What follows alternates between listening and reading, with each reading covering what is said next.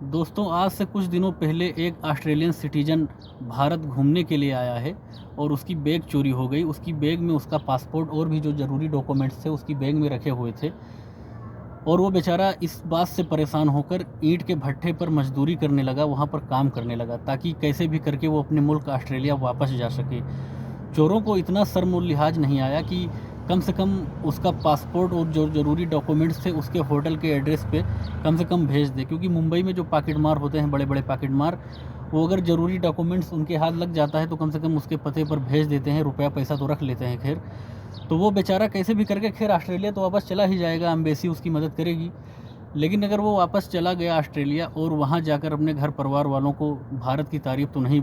करेगा उनसे कि हाँ, वहाँ पर ऐसा ऐसा होता है, तो किसी एक की गलती से पूरे मुल्क की छवि ख़राब होती है। ये चोरों, कम से कम मेहमानों के साथ तो ऐसा नहीं करना चाहिए। वो किसी मुल्क से आया था यहाँ घूमने के लिए, यहाँ की सांस्कृतिक चीज़ें, यहाँ की जो संस्कृति है, ये सब देखने के लिए बेचारा आया था और वो जाकर वहाँ तारीफ़ करता लोगों से कि हाँ, भारत में मैंने ऐसा देखा, भारत में मैंने वैसा देखा, लेकिन अब उसके साथ ऐसा हुआ है, वो बेचारा किस मुँह से तारीफ़ करेगा।